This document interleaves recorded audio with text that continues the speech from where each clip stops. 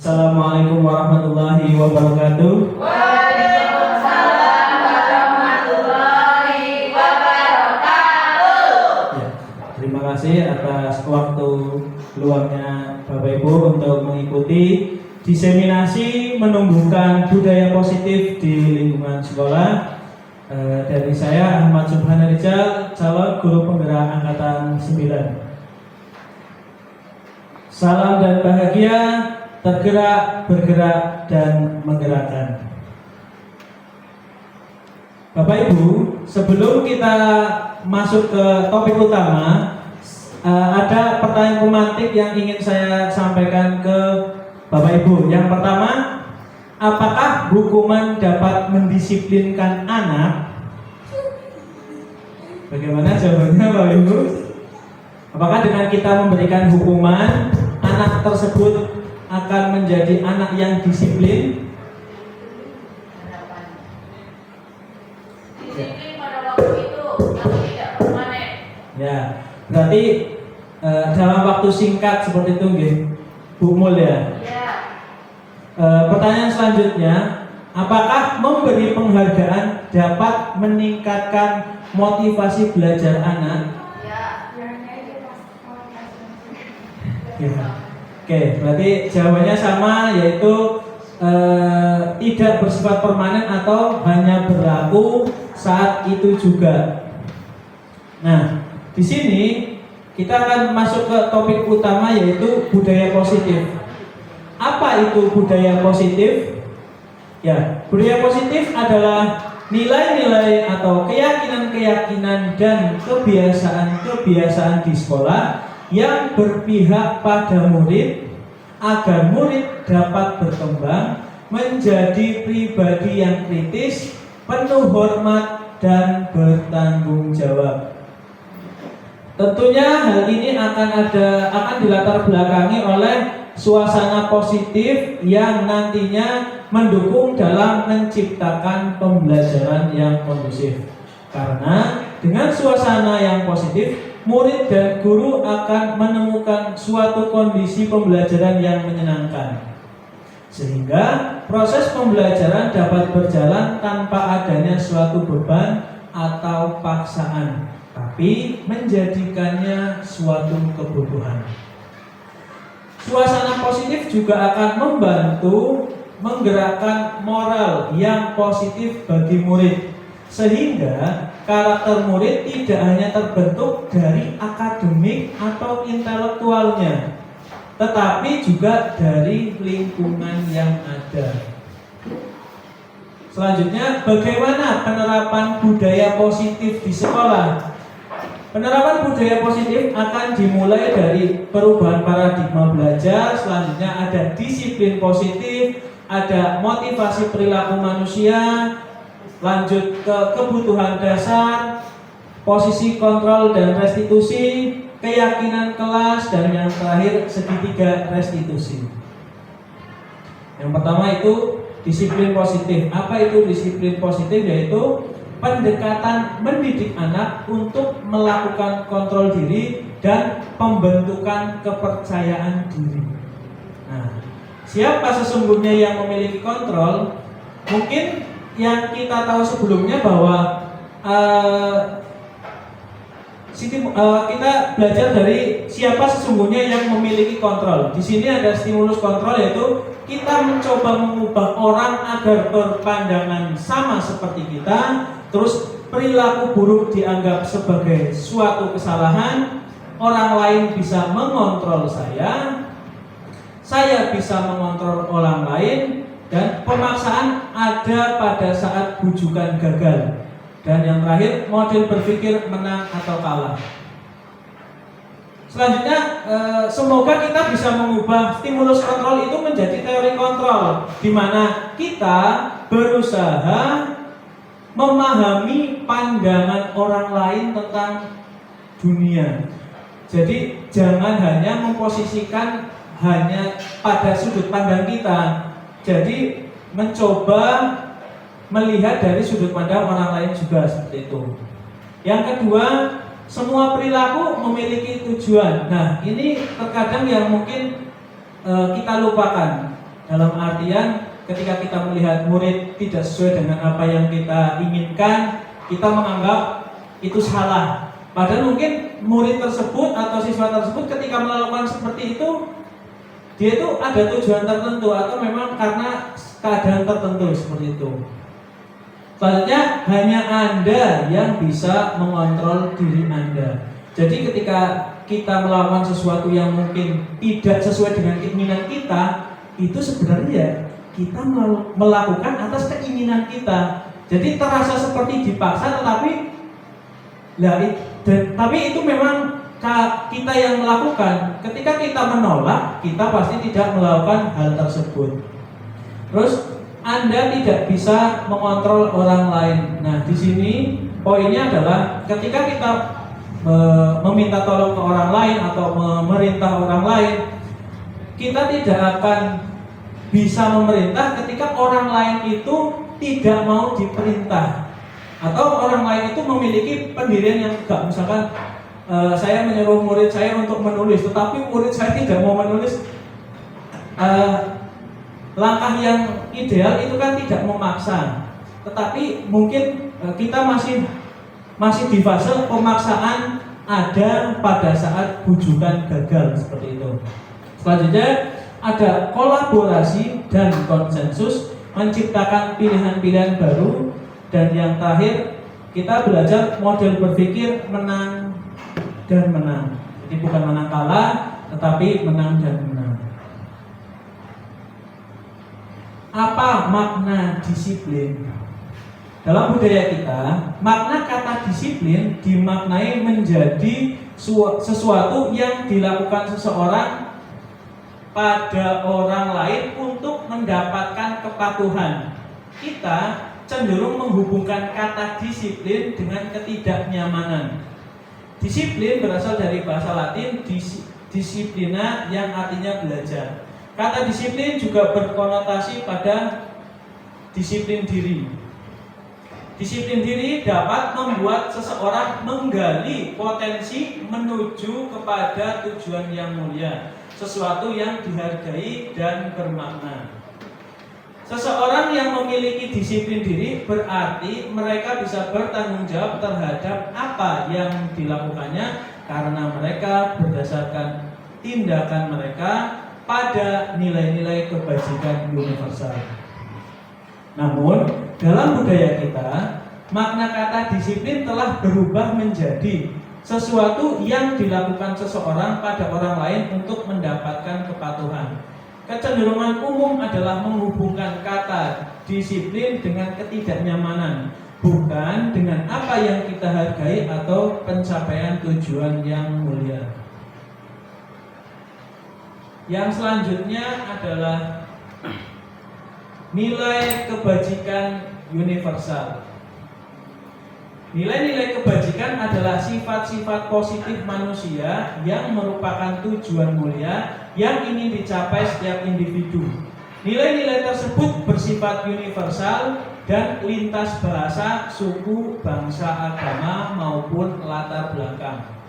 Di sini setiap perilaku atau perbuatan memiliki suatu tujuan atau alasan. Dengan mengaitkan nilai-nilai kebajikan yang diyakini seseorang, maka motivasi intrinsiknya akan terbangun sehingga menggerakkan motivasi dari dalam untuk dapat mencapai tujuan yang diinginkan.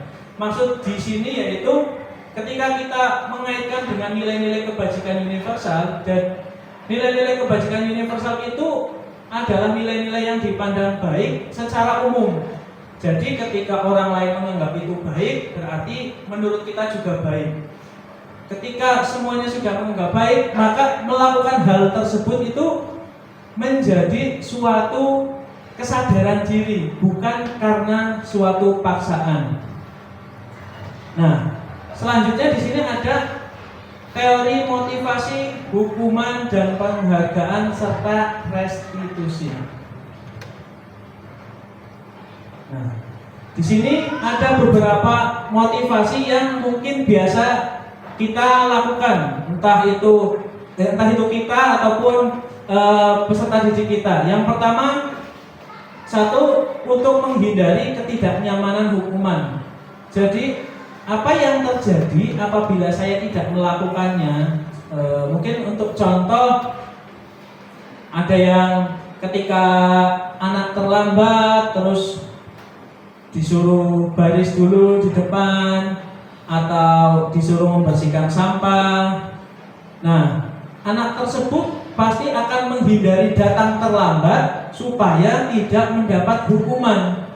Saya kalau terlambat nanti dihukum nih, berarti saya harus datang lebih pagi supaya tidak terlambat. Atau ketika tidak mengumpulkan tugas tepat waktu akan diberi hukuman dengan cara mencatat 2 kali atau double. Nah, di sini anak-anak pasti akan, saya selesai tidak selesai, bagus tidak bagus, saya harus menyelesaikan. Yang penting selesai, entah bagaimanapun hasilnya, asal tidak dihukum. Nah, motivasi ini merupakan masih motivasi eksternal atau motivasi yang berasal dari luar.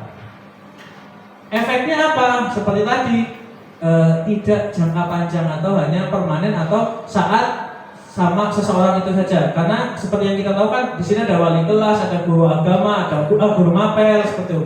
Ketika itu aturannya hanya dengan guru kelas, pasti di guru mapel, kan tidak sama guru ini, berarti tidak akan dihukum seperti itu. Makanya akan berjalan sementara. Yang kedua, motivasi untuk mendapatkan imbalan dari orang lain atau penghargaan tadi. Di sini apa yang akan saya dapatkan apabila saya melakukannya? Seperti contoh, siapa yang ulangannya dapat 100 akan diberi cover tenggo misalkan. Anak-anak pasti akan berusaha mendapatkan nilai 100 saat ulangan itu demi apa? Bukan demi nilainya sendiri, tapi demi dapat tenggonya itu. Sama seperti teori yang pertama tadi. Hal ini akan berlangsung hanya sementara. Ketika gurunya tidak menjanjikan itu, dia dapat 100, nagih lagi kan, Pak ini saya dapat 100, gimana? Mana tenggonya? Ya kan Bapak tidak janji. Akhirnya motivasinya turun. Nah, bagaimana supaya motivasi itu muncul dari diri sendiri? Menggunakan teori motivasi yang ketiga, yaitu untuk menghargai diri sendiri. Di sini saya akan menjadi orang yang seperti apa apabila saya melakukannya. Jadi ketika harapan kita peserta didik itu sudah memiliki motivasi itu atau motivasi internal, kalau di sini peserta didik itu pasti akan melakukan sesuatu dengan sebaik-baiknya tanpa memikirkan hukuman, tanpa memikirkan imbalan seperti itu. Dan itu adalah tujuan utama dari penerapan budaya positif, yaitu munculnya motivasi intrinsik atau motivasi internal. Hingga selanjutnya akan jadi manusia yang merdeka. Apa itu manusia merdeka? Yaitu manusia merdeka itu artinya tidak hanya lepas dari perintah, akan tetapi juga cakap buat memerintah diri sendiri. Maksudnya, ketika anak itu sudah muncul motivasi intrinsik dari dalam dirinya, anak itu akan menjadi pribadi yang merdeka. Merdeka dari perintah, karena tanpa diperintah pun sudah melakukan sesuai dengan kesepakatan. Sudah bisa memerintah dirinya sendiri. Dalam artian contoh, ketika ada sampah sudah bisa mengambil. Ketika ada tugas dari guru sudah bisa mengerjakan dengan maksimal, seperti itu. Yang selanjutnya yaitu dihukum oleh penghargaan. Nah, maksudnya bagaimana? Bahwa penghargaan berlaku sama dengan hukuman. Dalam arti meminta atau membujuk seseorang melakukan sesuatu untuk memenuhi suatu tujuan tertentu, dari orang yang meminta atau membujuk itu sama saja dengan hukuman. Jadi cuman mungkin kalau istilah dari kita hukumannya yang enak seperti itu karena diberi sesuatu, tapi itu sama saja dengan memberikan hukuman ya, karena melakukan bukan atas kesadaran dirinya sendiri. Nah, dorongan eksternal dan akan ada faktor ketergantungan. Inilah yang harus kita hindari karena pengaruhnya jangka hanya berpengaruh dalam jangka pendek. Nah, maksud dari dihukum oleh penghargaan itu bagaimana pengaruhnya jangka pendek dan jangka panjang, yaitu ketika kita memberikan penghargaan ataupun hukuman, efeknya itu hanya jangka pendek dan tidak berlaku jangka panjang. Selanjutnya, penghargaan tidak efektif lagi jika tidak diberikan secara konsisten. Jadi ketika ulangan pertama ada penghargaan, ulangan kedua tidak ada, ulangan ketiga ada lagi, maka motivasi untuk mengikuti sesuai dengan yang diinginkan itu akan berkurang. Nah, penghargaan merusak hubungan. Di sini yang dimaksud dengan penghargaan merusak hubungan yaitu ketika penghargaan itu tidak konsisten seperti tadi. Ketika kita sudah memberikan penghargaan di pertama, kita membangun hubungan baik dengan murid, peserta didik, dan penghargaan itu tiba-tiba hilang, peserta didik pasti akan berubah sikap kepada kita sebagai pendidik karena motivasinya hilang, seperti yang disampaikan tadi bahwa hal tersebut akan merusak hubungan antara pendidik dengan peserta didik. Wah, buat apa serius? Tidak ada hadiahnya. Wah, buat apa saya dapat nilai 100 lagi? Sudah tidak ada hadiahnya seperti itu. Atau penghargaan. Nah, penghargaan juga bisa mengurangi ketepatan. Contohnya ketika mengerjakan tugas cepat-cepatan. Yo, siapa yang paling cepat akan dapat hadiah. Akhirnya akan ada beberapa peserta didik yang asal rampung seperti itu ibaratnya. Nah, ketika peserta didik sudah seperti itu, maka proses dari pemberian penghargaan itu akan mengurangi ketepatan yang dilakukan peserta didik. Yang selanjutnya yaitu penghargaan menurunkan kualitas. Sama seperti penghargaan mengurangi ketepatan, penghargaan ini juga bisa mengurangi kualitas saat kita sebagai pendidik itu memberikan penghargaan yang tidak konsisten atau tidak berkelanjutan. Nah, jadi bagaimana cara menjaga supaya motivasi itu tetap ada?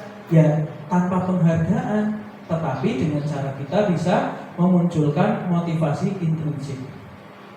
Yang selanjutnya ada penghargaan yang mematikan kreativitas.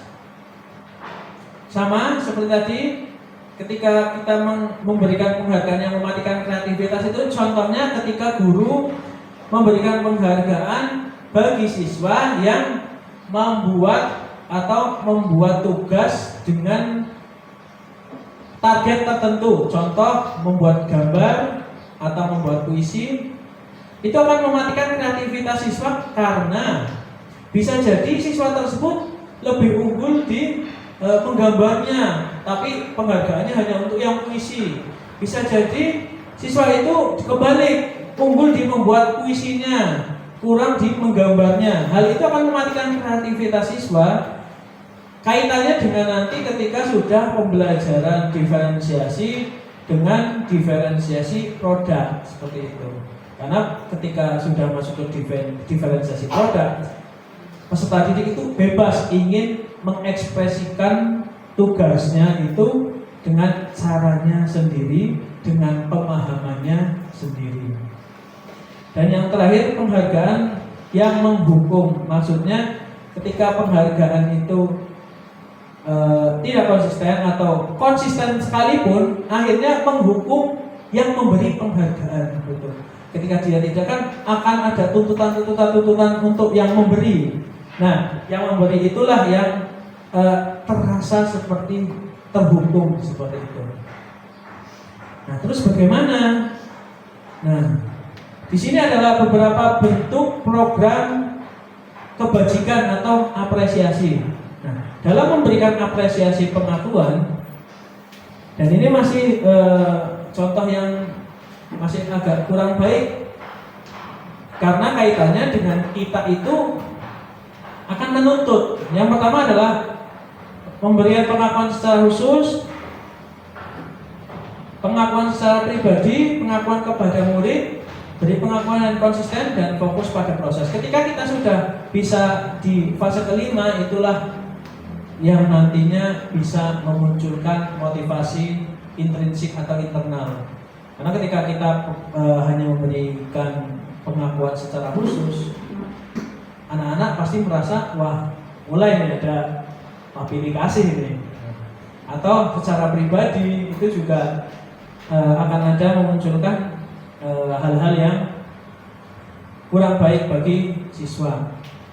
Bahkan memberikan pengakuan kepada semua murid bergantian, wah ini bagus di sini, bagus di sini, ini bagus di sini, itu juga akan memberikan kita sebagai guru itu kembali ke yang tadi itu, tuntutan yang belum tentu kita bisa konsisten. Karena itu di fase keempat, bagaimana kita bisa memberikan pengakuan konsisten, itu juga masih berat bagi kita. Untuk konsisten itu yang paling berat.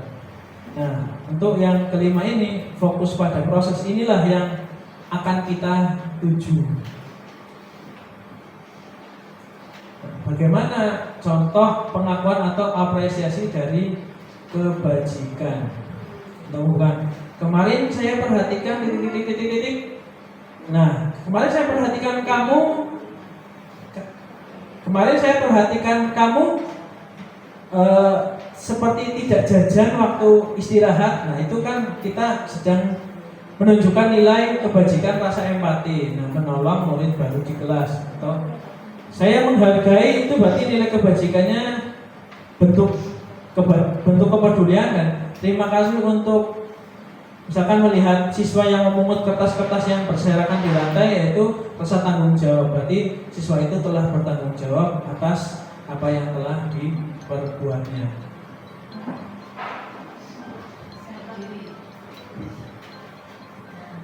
Nah, Bapak Ibu, di sini saya akan memperlihatkan contoh tindakan guru, dan Bapak Ibu menebak apakah tindakan itu hukuman atau konsekuensi. Yang pertama, mencatat 100 kali di dalam buku kalimat, saya tidak akan terlambat lagi karena terlambat ke sekolah. Nah, Bapak Ibu, kira-kira ini hukuman atau konsekuensi, Bapak Ibu? Hukuman. Ya. Yang kedua, lari mengelilingi lapangan basket 2 kali karena terlambat hadir di sekolah. Ya, ada yang hukuman, ada yang konsekuensi. Ya, nanti ditahan ya. Selanjutnya, murid diminta untuk push up 15 kali karena tidak menggunakan masker di sekolah. Selanjutnya, menggantikan kertas tugas teman yang telah dicoret-coret. Selanjutnya, membersihkan tumpahan air di meja tulis karena tersenggol pada saat belajar. Selanjutnya, murid disuruh tidak memakai sepatu seharian di sekolah karena tidak memakai sepatu hitam. Oke, waduh, panas ini. Yang terakhir, lari mengelilingi lapangan basket 2 kali karena terlambat 10 menit saat pembelajaran PJOK.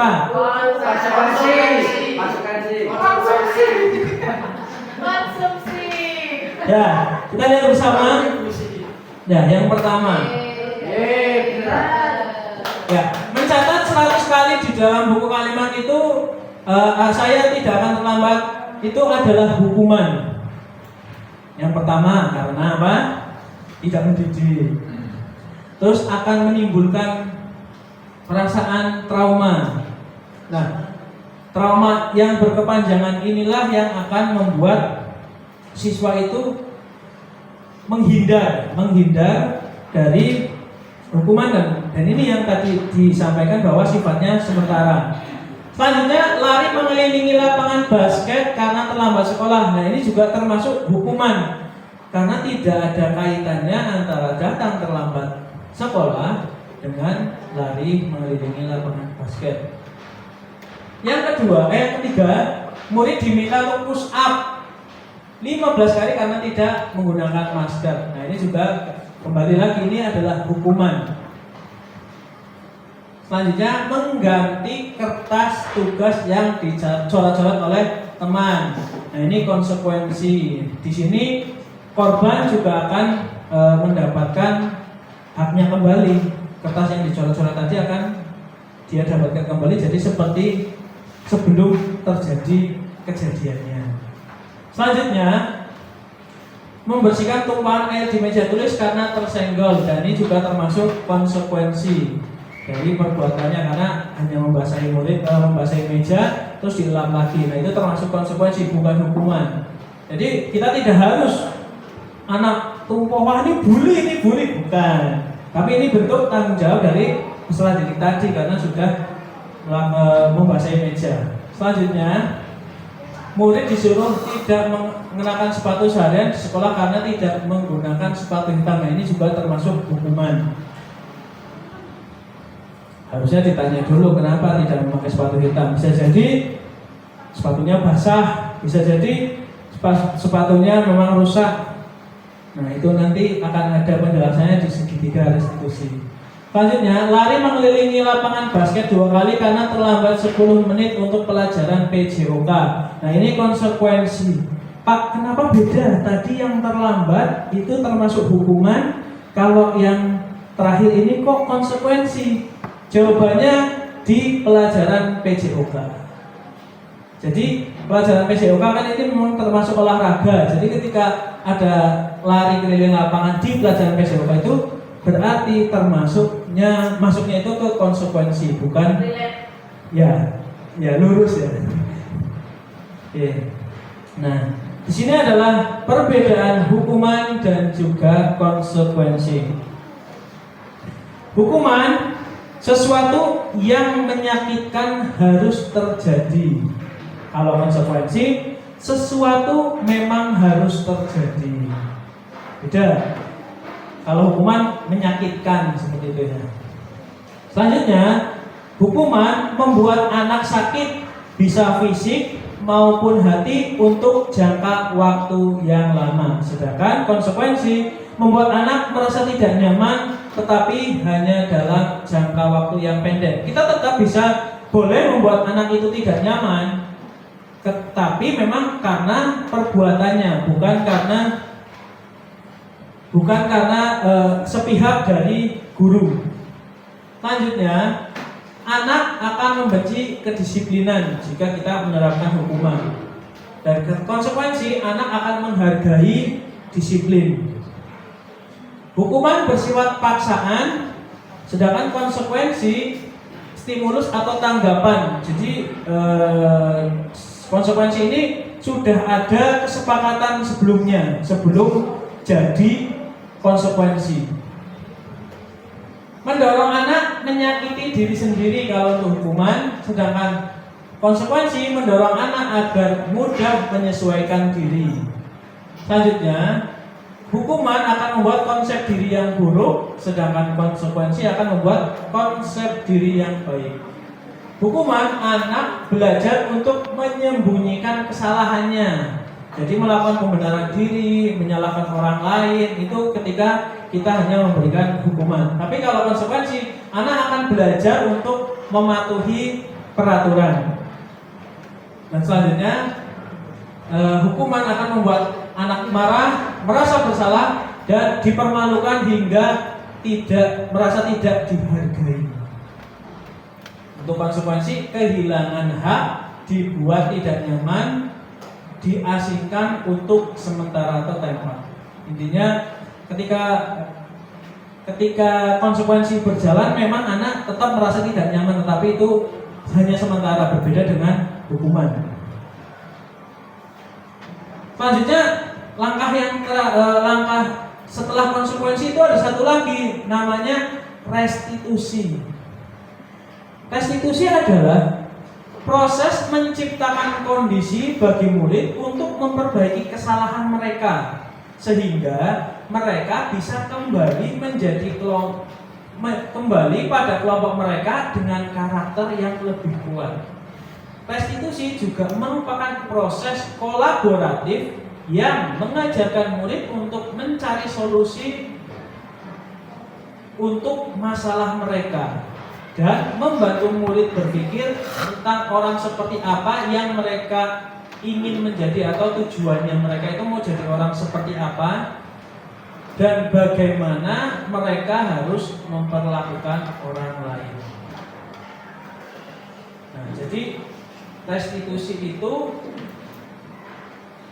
ketika sudah muncul, restitusi itu akan membuat motivasi intrinsik pada siswa tadi, di mana sebagai contoh, ketika anak sudah memahami restitusi, dia akan tahu pola kesalahannya apa dan dia bisa memikirkan pemecahannya sendiri.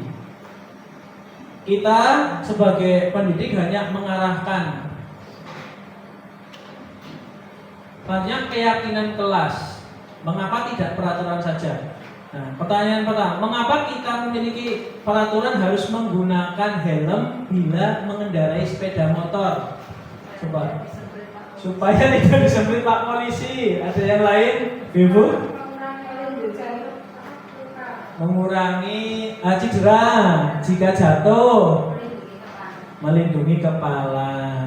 Terus, mengapa kita memiliki peraturannya harus datang tepat waktu pada saat mengikuti pelatihan? Jadi kita dapat pelatihan, kita sebisa mungkin datang tepat waktu. Biar apa? Melatih kedisiplinan, tidak ketinggalan materi, tidak ditegur pengawas. Dan yang terakhir, mengapa kita memiliki peraturan menggunakan masker, mencuci tangan, dan menjaga jarak saat pandemi COVID kemarin? Agar ketularan, dan bersih sehat. Nah, jadi peraturan-peraturan yang barusan saya sebutkan itu lebih cenderung ketika ada yang menjawab, kenapa memakai helm? Supaya tidak disebut polisi. Itu berarti masih dalam tahap motivasi eksternal. Tetapi ketika sudah menjawab demi keselamatan untuk melindungi kepala, itu berarti sudah muncul kesadaran dari dalam diri bahwa memakai helm itu bukan karena disebut Pak Polisi, tetapi untuk keselamatan. Sama dengan datang ke pelatihan tepat waktu bukan karena takut ditegur oleh pengawas atau narasumber, tetapi karena yaitu menghargai diri sendiri. Ketika ini saya butuh, jadi saya harus datang sebelum dimulai, seperti itu. Nah, untuk mendukung motivasi intrinsik, kembali ke nilai-nilai kebajikan atau yang diyakini untuk lebih menggerakkan dibandingkan mengikuti serangkaian peraturan-peraturan. Jadi kalau nilai kebajikan itu ketika contoh pertanyaannya tadi, mengapa kita memiliki peraturan harus menggunakan helm, nilai kebajikannya apa? Keselamatan, kesehatan. Terus mengapa kita memiliki peraturan harus menggunakan masker? Itu juga keselamatan ataupun kesehatan. Itu kan pasti semua sama ya. Kalau kesehatan di mana-mana, mau di sini, mau di timur, mau di Aceh, pasti yang kesehatan. Itu yang dimaksud dari nilai kebajikan yang universal. Jadi tidak memandang suku, budaya, agama, ras. Nah, itu yang dimaksud dari nilai kebajikan. Nah, bagaimana budaya positif tercipta? Dimulai dari peraturan kelas terlebih dahulu. Peraturan kelas akan berkembang menjadi keyakinan kelas, Ketika keyakinan kelas sudah tercipta dan semua elemen antara guru dan peserta didik sudah memahami, akan timbul lingkungan positif. Ketika lingkungan positif sudah terwujud, akan timbul yang terakhir yaitu budaya positif. Nah, peraturan dan keyakinan kelas. Nah, keyakinan ini pada bagian keyakinan kelas ini sudah nilai kebajikan universal. Jadi nilai yang dimanapun akan baik atau kebajikan ya, kebaikan. Tidak mungkin nilai tanggung jawab itu di tempat lain berkonotasi negatif seperti itu. Jadi ketika ada peraturan berbunyi selalu kembalikan buku ke tempatnya, keyakinan kelas yang diinginkan yaitu tanggung jawab. Ketika dilarang mengganggu orang lain, berarti keyakinan kelasnya menghormati orang lain. Apakah menghormati orang lain di tempat lain ada yang jelek? Saya rasa tidak. Karena ketika sudah berbunyi menghormati orang lain, tanggung jawab, pasti itu sudah, wah ini nilai yang baik ya, nilai kebajikan seperti itu.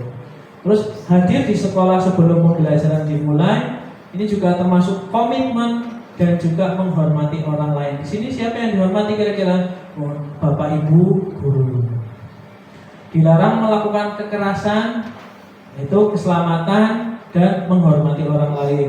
Dilarang menggunakan narkoba, ini nilai kebajikannya kesehatan. Bergantian atau menunggu giliran, menghormati orang lain dan bersabar.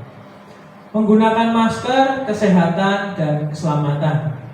Jangan berlari di kelas atau koridor, keselamatan dan keamanan. Itu adalah nilai dari keyakinan kelas. Selanjutnya, kebutuhan dasar manusia. Manusia memiliki 5 kebutuhan dasar yang harus dipenuhi. Yang pertama adalah kebutuhan bertahan hidup. Nah, bagaimana cara kita bertahan hidup? Ada yang makan, ada yang minum ya. Nah, anak-anak juga ternyata memiliki 5 kebutuhan dasar ini. Jadi ketika anak-anak mungkin melakukan sesuatu yang tidak sesuai dengan peraturan kelas, anak itu pasti memiliki suatu alasan. Selanjutnya rasa kasih sayang dan rasa diterima, dan selanjutnya ada penguasaan, kesenangan dan juga kebebasan. Ini adalah 5 kebutuhan dasar manusia. Bahkan ketika kita di kelas pun kita kadang membutuhkan kebutuhan penguasaan. Ketika kebutuhan penguasaan kita itu kurang, bisa jadi kita akan jadi guru yang pemaksa. Kalau untuk anak-anak, biasanya kebutuhan kebebasan dan kesenangan masih yang jadi prioritas utama.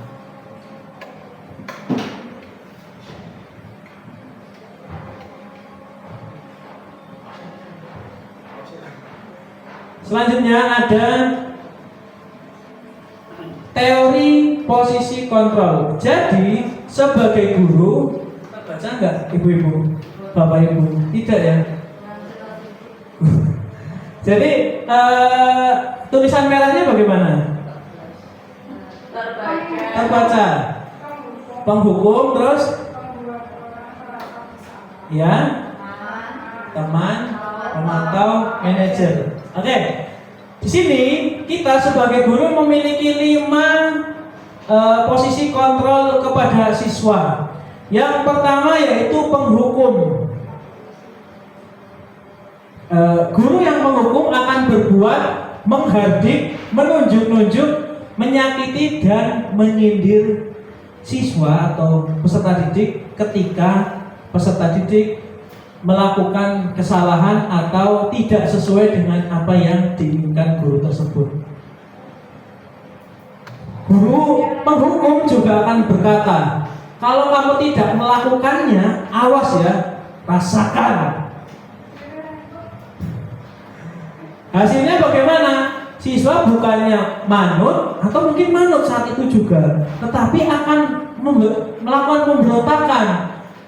Bisa juga menyalahkan orang lain, bahkan sampai berbohong. Nah ini kadang saya juga sudah mulai menemui ini dari dulu. Maksudnya mungkin karena saya mungkin pernah menjadi tipe penghukumnya.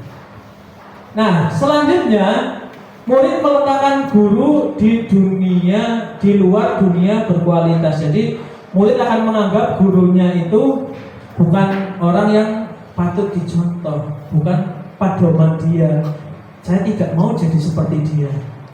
Nah, murid akan berkata, biarkan saja, nanti juga marah-marah lagi. Nah, nanti akan ada polanya. Murid itu udah kebal dimarahin pada akhirnya ketika seperti itu. Dan yang terakhir, dampaknya pada murid apa? Yaitu mengulangi kesalahannya lagi.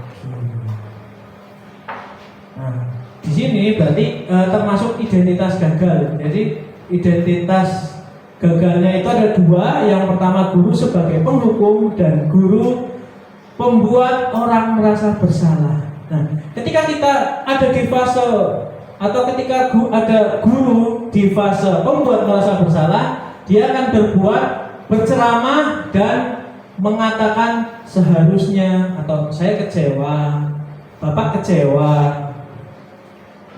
Dan guru akan berkata, kamu seharusnya atau kamu sudah tahu, atau ibu lelah sekali mengatakannya. Ibaratnya wis diomongi ping bola bali tes diulangi meneh.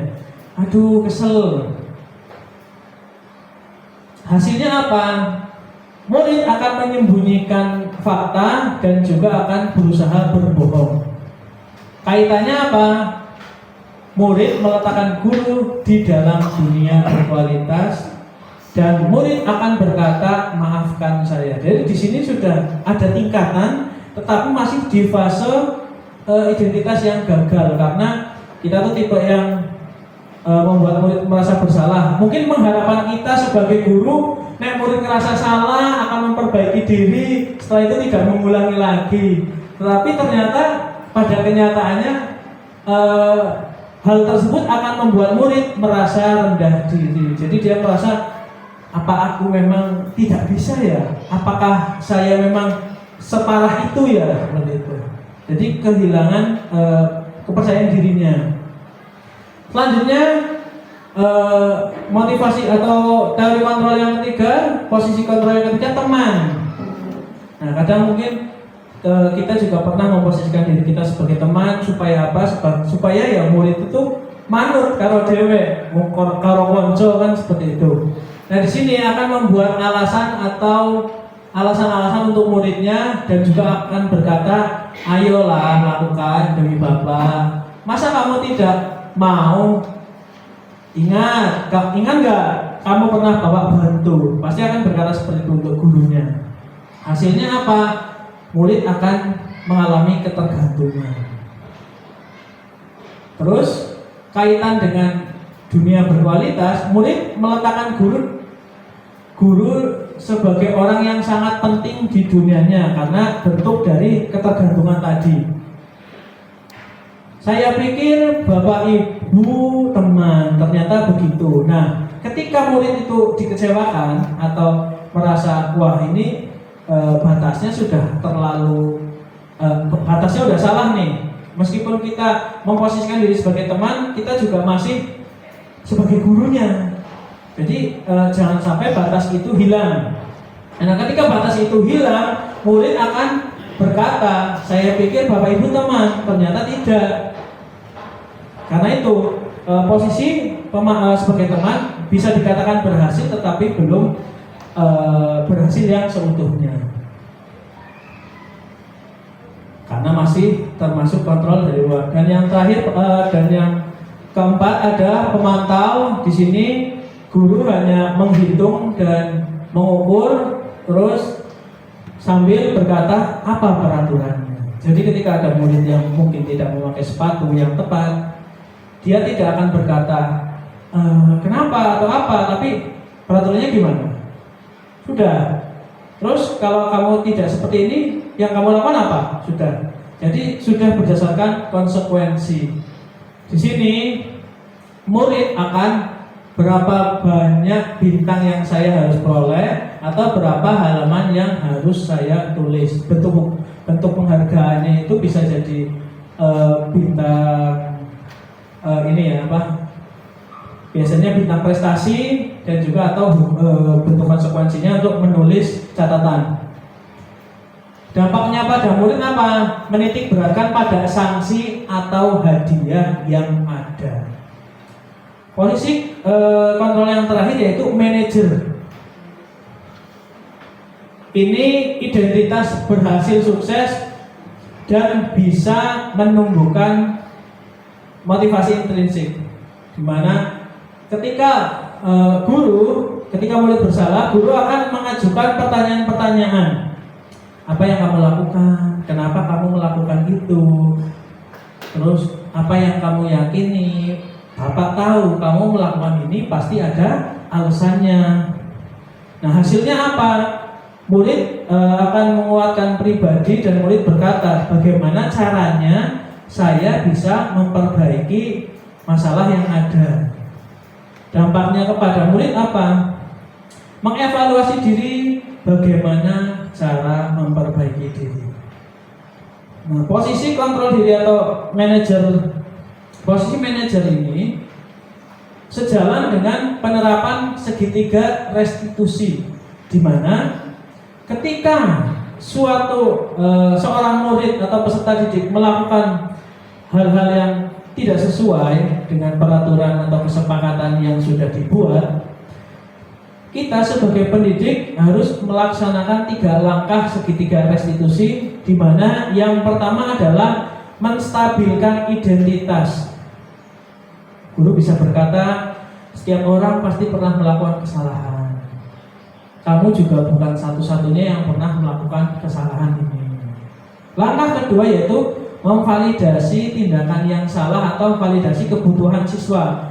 Seperti yang tadi sudah dijelaskan, kebutuhan siswa itu ada 5, yaitu bertahan hidup, rasa diterima dan kasih sayang, penguasaan, kebebasan, dan kesenangan.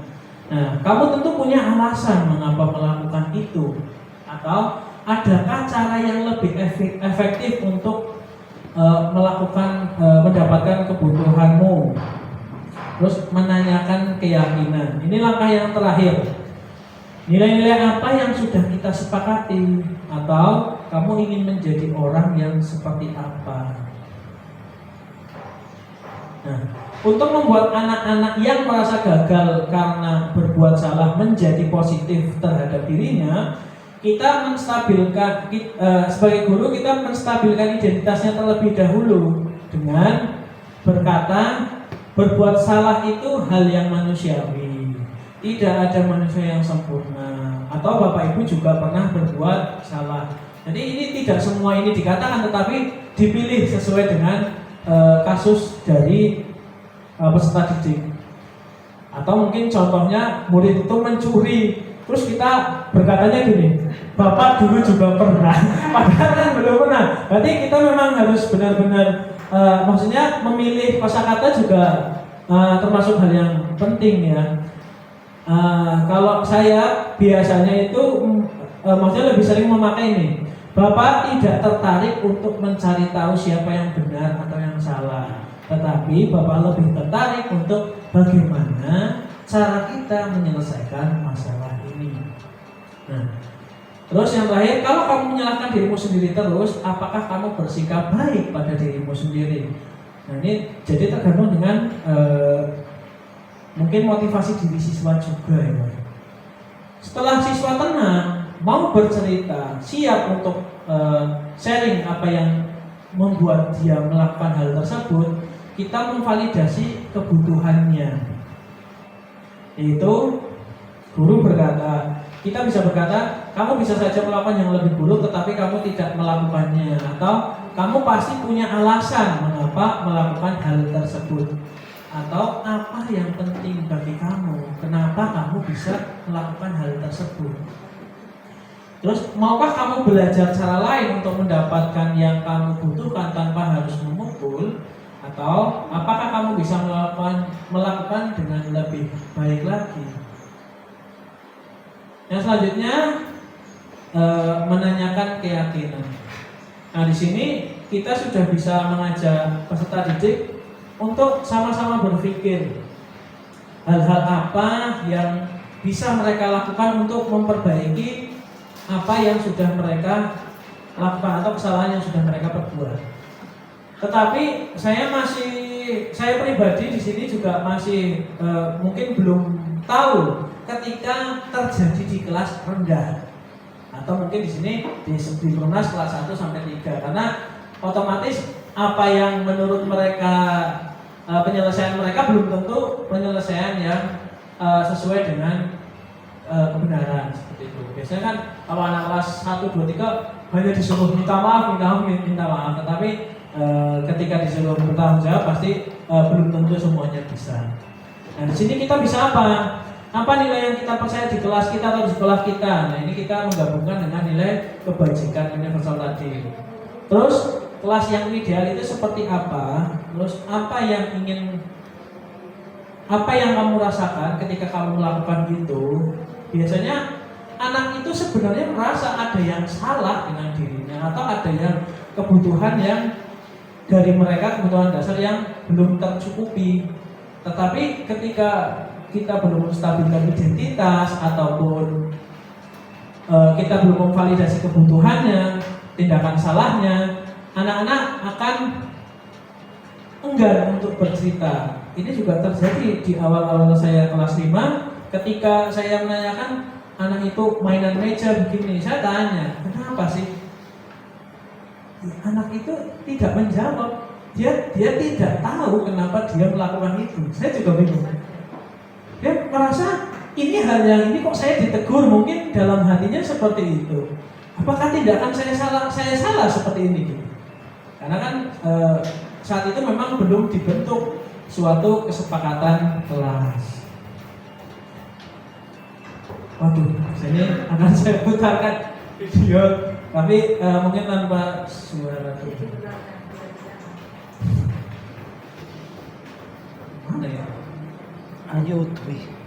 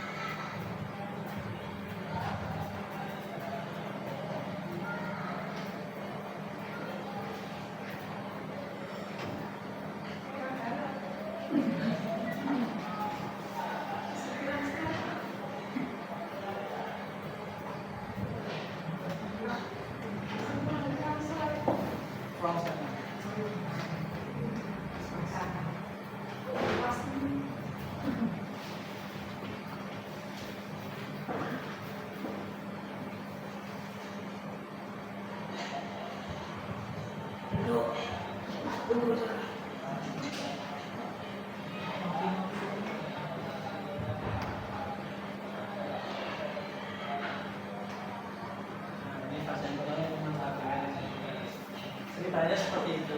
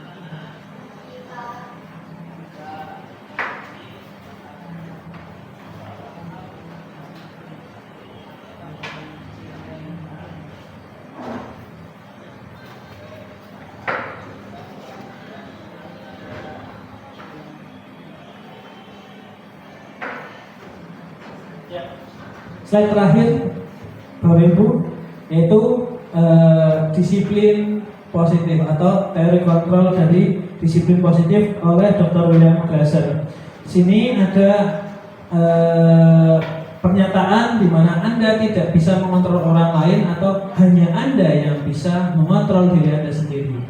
Makna disiplinnya apa? Belajar kontrol diri dan menggali potensi kita agar mencapai tujuan mulia, yaitu sesuatu yang menjadi seseorang yang kita inginkan berdasarkan nilai-nilai yang kita hargai.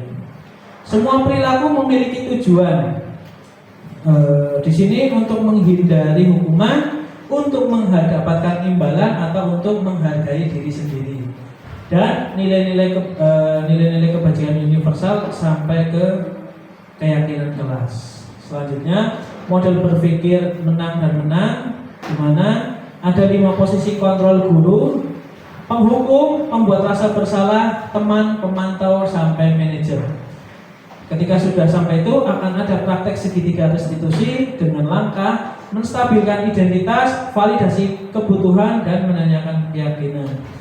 Dari segitiga restitusi tidak lepas dari 5 kebutuhan dasar manusia, yaitu bertahan hidup, penguasaan, kasih sayang dan rasa diterima, kesenangan, dan yang terakhir kebebasan.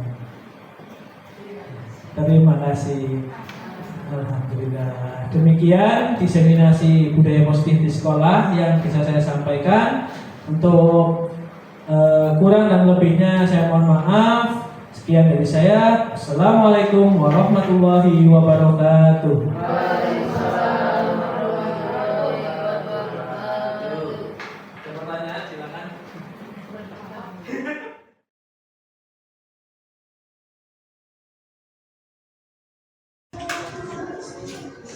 Ya, assalamualaikum warahmatullahi wabarakatuh. Waalaikumsalam warahmatullahi wabarakatuh. Ya, selamat siang anak-anak. Siang. Bagaimana kabarnya hari ini? Alhamdulillah. Bagaimana kabarnya hari ini? Sehat? Sehat. Nah, hari ini kita akan membuat kesepakatan dan keyakinan kelas. Apa itu? Keyakinan kelas atau kesepakatan kelas adalah hal-hal yang kita sepakati bersama sebagai aturan yang ada di dalam kelas. Jadi nanti masing-masing dari kalian akan menuliskan satu keyakinan kelas yang menurut kalian baik. Setelah itu nanti kalian akan menempelkan pada papan keyakinan kelas.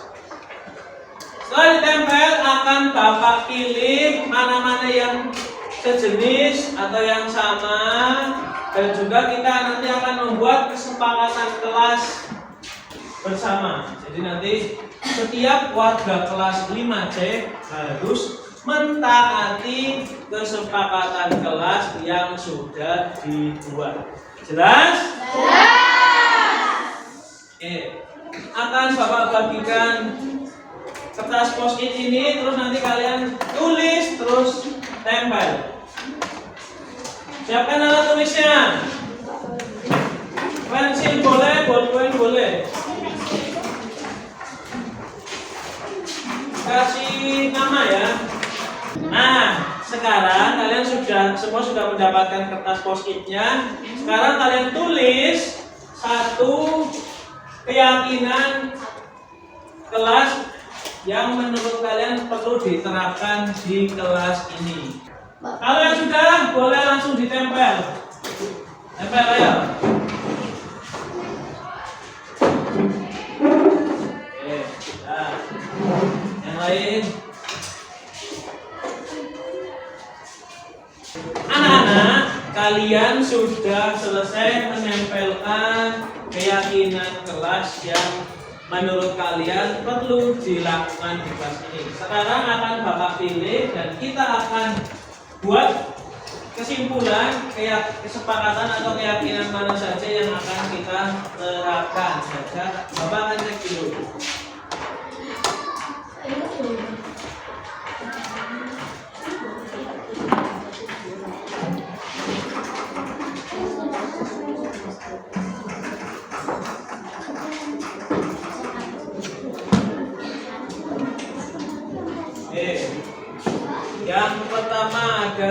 tidak boleh apa ini dari dewan mencontek dan tidak boleh mengotori kelas. Yuk berbicara kotor maksudnya. Nah, anak-anak, kita akan menghilangkan kata tidak dari pernyataan ini ya. Jadi kalau dari dewa itu pertama tidak boleh mencontek dan tidak boleh bicara kotor. Kira-kira kita mau menjadi apa? Berarti berbicara yang baik, berbicara dengan sopan.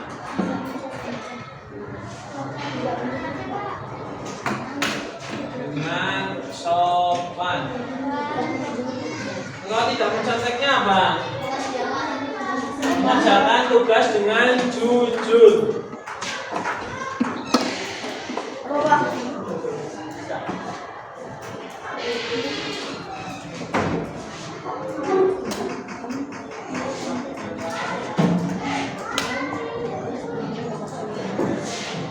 Kita lihat lagi di sini Nafis mengajak siapapun bermain dan berteman dengan siapa saja. Berarti apa? Bisa kita tulis apa? Berarti kan tidaknya berteman dengan siapa saja ya.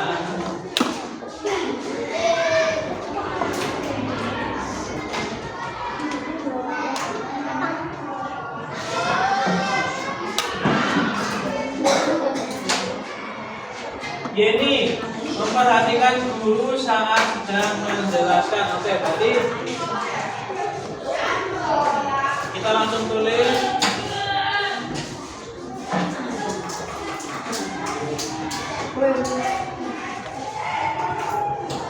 Selanjutnya tidak mengganggu teman. Kira-kira kita udah menjadi apa?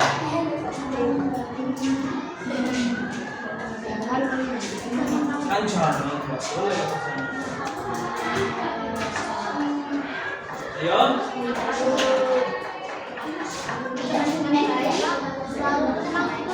Berarti harusnya berteman dengan baik ya, kan tidak mengganggu. Sama berteman dengan. Berarti kita ubah ini berteman baik dengan siapa saja. Dengan alat yang sama tidak perlu ditulis ulang.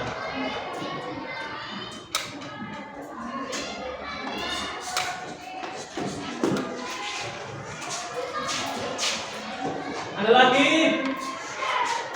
Tidak boleh pindah tempat duduk, tidak berisik, bukan tidak bully, tidak mengejek membuli sama berteman dengan baik, tidak memotong dengan buruk sama, tidak membuang makanan yang berbuah ataupun minuman di sampah kelas. Berarti apa?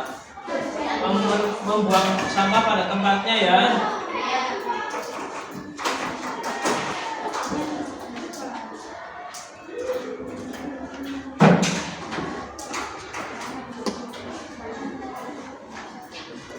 Terus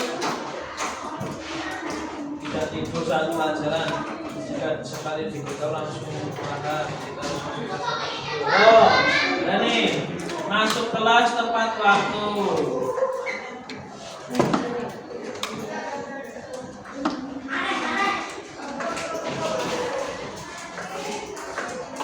Tidak ribut sama melaksanakan tiket kelas.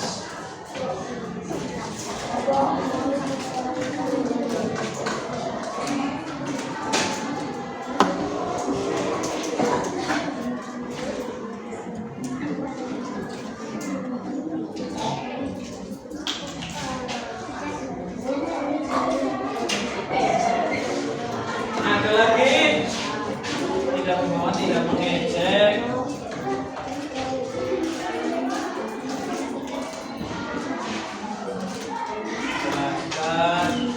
Tidak boleh, tidak mengejek, tidak memberi mempunyai kelas yang bersih. Kira-kira ada yang bisa satu lagi?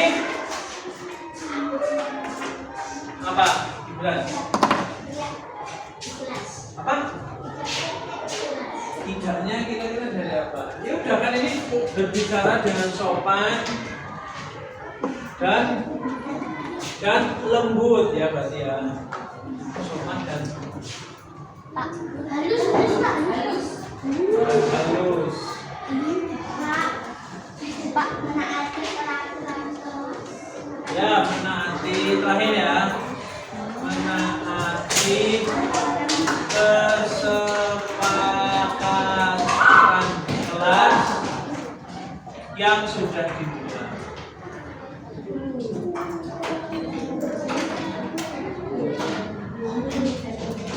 Oke.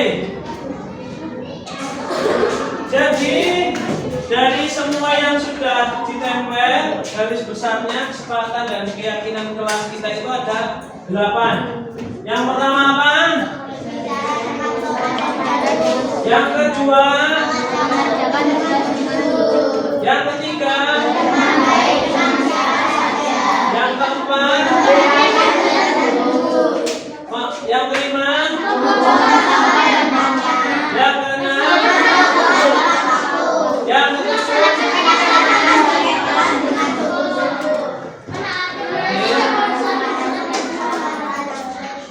Oke, sekarang kita akan melakukan ikrar kelas ya. Ikrar berarti kalian harus berjanji bahwa akan selalu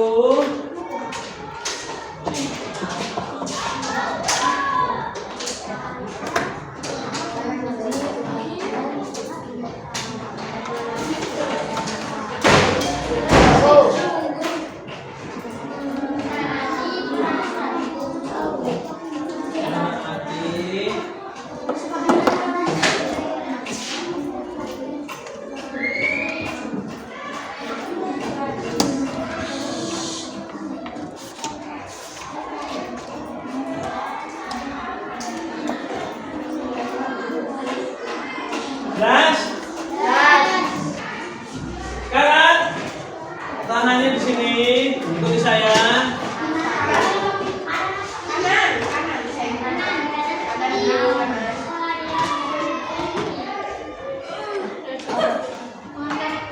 Semua?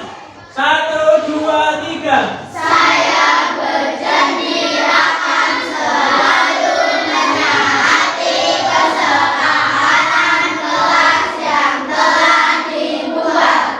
Terima kasih teman-teman. Jadi karena kalian telah berjanji untuk selalu menaati kesepakatan kelas yang telah kita buat bersama. Papa harap setelah kesepakatan ini dibuat, kelas kita bisa menjadi kelas yang lebih baik, lebih bersih, lebih tertib dan menyenangkan. Sekian dari saya.